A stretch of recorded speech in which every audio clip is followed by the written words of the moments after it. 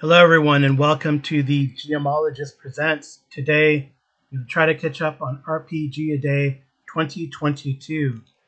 So the next 4 days for me are going to be August 19th, 20th, 21st, and today's date, the 22nd. This is Thursday, the 22nd, and I'm catching up on this, and I'll release it right away. It depends on how it sounds and how it comes out.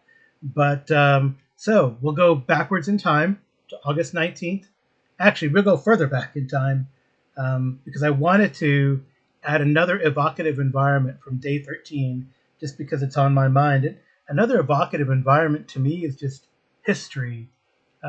There's so many gaps in history, and we only get unless you're a scholar on a certain time period, you only get like the highlights. So it's always fun to go back into our history and find an awesome time period and environment. And for me, evocative environments have been the Roman period, from Republic until the 5th century. So BCE and Common Era till 5th century, and then the Saxon Danelaw period. So about 8th century to early 11th century, I would say is a great time period.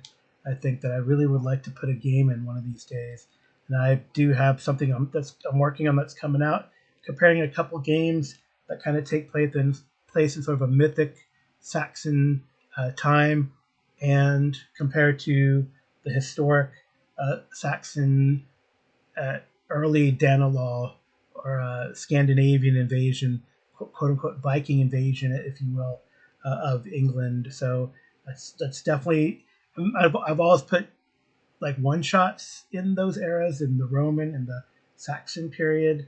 But yeah, it was a really neat to do that. I think that leads to one of the prompts a little later on, well, very close on. But this brings us to the prompts for the days that I'm going to do in this podcast. So day 19, a sensational session.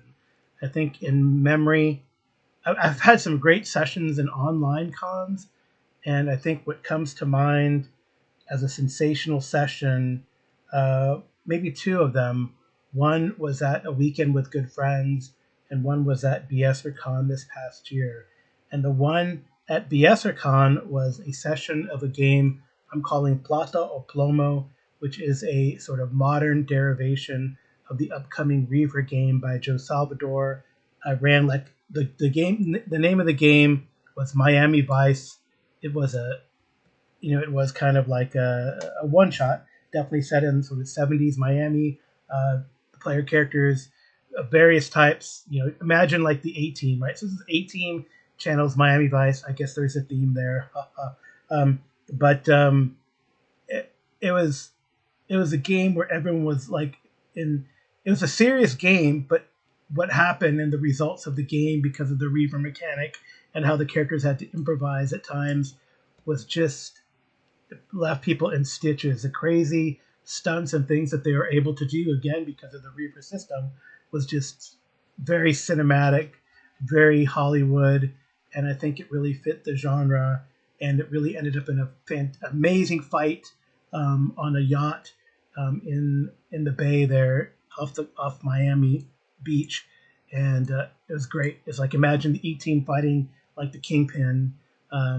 So people were shooting guns, rappelling down from the upper deck of a boat and trying to crash through the glass and failing the first time, and then having to shoot their way through, and then fighting fisticuffs with the Kingpin and taking his like big staff and beating him with it, and then the one of the agents, the DA, the representative from the DA's office, kind of in a nice sort of dinner dress, kind of party dress, kicking people and tripping people and shooting pepper spray in their face. It was really neat. It was like, maybe it's 18 meets James Bond meets Miami Vice. Anyway, it was a really, really good session. And I think I had a great session too at A Weekend with Good Friends. I ran a derivation of The Hunt from the Dark Ages Call of Cthulhu book, and I put it like about 100 years earlier, sort of in sort of Saxon Danish Mercia during a transition period there, and it's just the way it progressed was really good. At a weekend with good friends, I also ran it at ChupacabраCon, but at a weekend with good friends, it was really tough. It went down to the wire, and it was just memorable when the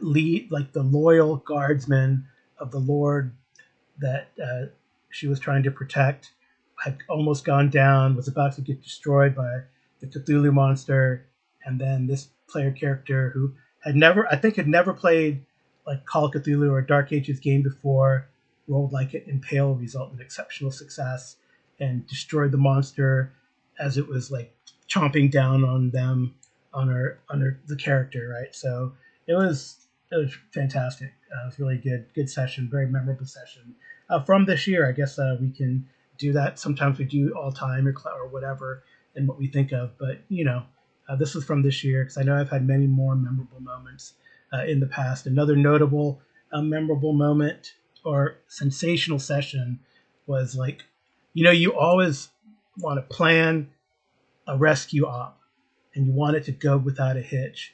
And we had this session of the Traveler Borderlands run by Kevin Madison, the Dungeon Musings YouTube channel, and we just had this rescue op. There were a couple hitches, but we were competent. We went in, we got what we needed to get. We saw that there was an issue there. Our doctor had to perform, but we got in and out without a hitch. It was such a smooth operation session, I guess. I thought it was very tense, not a lot of shooty, but memorable in the fact that it actually freaking worked. So that was a sensational session. So, well, that's a lot for just one prompt. Day 19, sensational session. Say that 3 times really fast. It's hard for me because I have a little bit of a lisp, as you can tell. So day 20, amazing adventures. I think the one that comes to mind a lot and that I have used several times is the Forbidden City. I won the Forbidden City, and I really have used it several times in both classic AD&D. I've used it in an Oriental Adventures themed game through the jungle. I've used it. I think I've modified it for another game system, maybe Savage Worlds and like a Lost World type of thing. And then they recreated it. Really, they pretty much recreated it in one of the whatchamacallit, Tomb of Horrors remake that they did, Tomb of Annihilation that they did for D&D 5e. One of the third phase before you get to the tomb is more or less a Forbidden City, complete with Yuan-Ti. So the Forbidden City introduced Yuan-Ti, Aboleth, Bullywugs, Tasoli. It was pretty cool. It's a really neat adventure. It's fun to build up to it during the course of a campaign, and then you get to the Forbidden City, and shenanigans are had by all. It's really a neat sandbox kind of Lost City type adventure, much like Lost City B4, which is another great adventure, amazing adventure to run. And I'm in the middle of it. It'd be great to get back to it, but it's been hard to get back to that one, but that's pretty neat. Now, I would say that's published adventures. Now, the coolest adventure that I ran, my own thing, is this Call of Cthulhu Invictus adventure called Varys' Folly, where I set during the Doom March of the 17th, 18th, and 19th Legions through the Toteberg Forest, circa year 9, so 9 CE. And I even had it was worked really well. I mean, I went day 1 to day 2, et cetera, until they got to the big battle.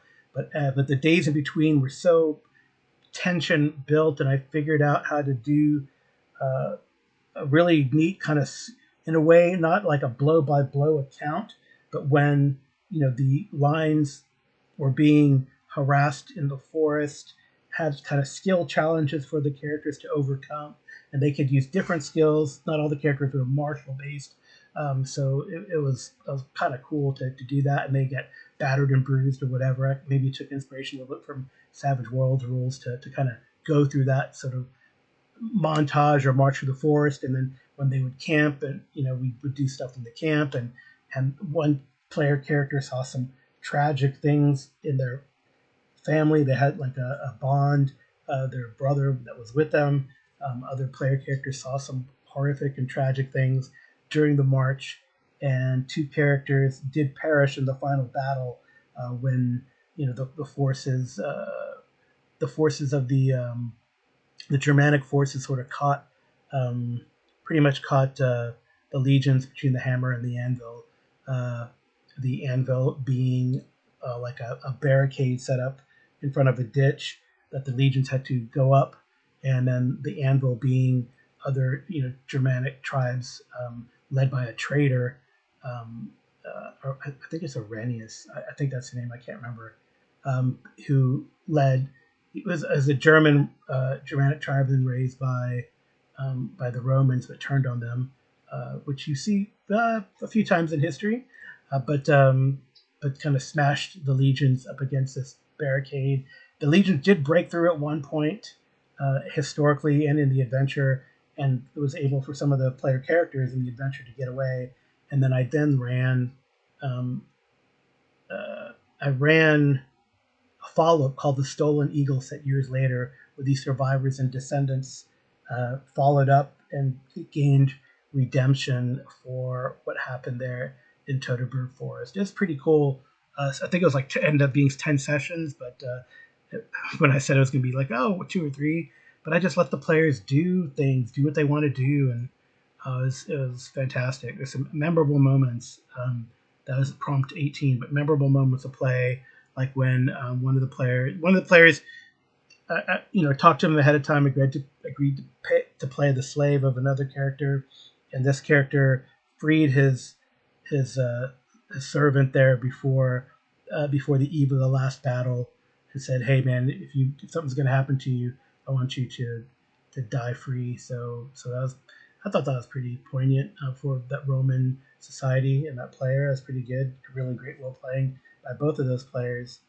We had sacrifice from a couple players that were legionnaires in that game, so it was really neat. It was really good. So now we move on to 21, the classic campaign, and I cannot stress enough how much fun I've been having with the 4th edition version, Warhammer Fantasy Roleplay 4th edition version of The Enemy Within. It is a classic campaign because it has been around since the 1st edition of the game, and they've reiterated it, I think, for all the editions. They even had a weird version for the 3rd edition. I think they were maybe going to do more of a little box sets, but I think they had like the first part of it in a box set that we started to try to play through, but then the 4th, or that group stopped playing, and then the 4th edition eventually came out, and I played 2 amazing classic campaigns in that: the Terran Talabheim campaign in Warhammer Fantasy, and now The Enemy Within. We just finished book 4 of The Horned Rat. You can check out a couple of podcasts earlier, and then I talked to even my players about The Horned Rat and how they felt about The Enemy Within campaign and how it's going. So that was kind of cool to do too. So yeah, I think that classic campaign that I've played in is The Enemy Within. I would have loved to have played already like the Slavers, A1 to A4, or the GDQ, Giants, Drow, Descent into the Depths, and the Queen of the Demon Web Pits. I'd love to play that one. There's another cool campaign for 3.5 edition. If I can, it's called Spider or something. What is it called? I know I have it here. It is called. That's not it. Anyway, there's definitely like a 3.5 version of D&D campaign that I would like to play that I haven't played. But is that prompt coming later? It might coming later, but it's definitely something I'd like to pick up. Hold on, I'll pause and I'll get you that. That's kind of dumb. Hold on. I believe it is called City of the Spider Queen. It came out Forgotten Realms 3.5 era. And I'd love to run that. I did start running it sort of as play by post, but we only got through the first. We got through the first like encounter, the initial encounter, and then got to the starting the underground part, and then it kind of as many play by post games do, it kind of. And my original intention for it was actually like I had one group that was on the surface and one group that was actually underground. That I started them in the Spiral of Manzarine, which is a dungeon adventure where you got to break out of an underground mind flayer prison. So that was kind of cool, and I was going to have those player characters hook up eventually, but yeah, we didn't. I think in Manzarine was really tough, and I don't think those player characters were going to survive in the end of it. They were not doing so great, but it was pretty cool. It's a tough adventure. Spiral of Manzarine is the City of the Spider Queen. 3.5 adventures can be a grind at times and pretty hard on you. They make some good NPCs in those adventures. So anyway, those are some that I think are classic that I'd like to play or get to the table. And I know that so BJ Boyd of the Arcane Alien started running us through Temple of Elemental Evil. We finished the Village of Hamlet, which was kind of neat too. So I'd love to do those. And I've tried Masks a couple times. I feel yes, a couple times. A time way back and a time maybe in the early aughts, and they both campaigns have kind of died when they get to England. I don't know what that means, but anyway, so yes, I think the one that stands out for me so far is the Enemy Within campaign for Warhammer Fantasy. So I think that brings us to day 22, notable non-player character. And Jason Connerrly mentioned this in his big, which was kind of neat. Thank you, Jason, so much for mentioning this NPC, because to me it is the most notable NPC, at least that I've come up with. I apologize, many GMs, I don't remember your NPCs so much. And this one comes to mind because it's so fun to use. And the player character, Collin Green, whose character was the benefit of this NPC, or benefited the most because of this NPC, really loved it and got into it. And that was Glubnub, Goblin Herald, to Tanathil's Terrors, specifically Collin Green's Hobgoblin, who I don't remember the name. I'd have to go on the Roll20, revive it, and see what the name was. But this was a cool Broken Lands campaign using the Orcs of Thar, BECMI basically, and the Gazetteer, and all the characters were humanoids for the most part. One character who had started as a humanoid and whose troll had been turned to stone by a basilisk picked up an NPC that they had captured, Tanathil. I almost said Tannehill, like Ryan Tannehill. Tanathil, an elven fighter magic user, and took the reins of that character, and basically was like Tanathil, the elf, sort of channeling her inner troll. And that was a really cool. Grill Wizard played that character for a long time, so it was good. It's a really neat campaign. Had a lot of faction play. Imagine, gangs of New York in a big goblin city.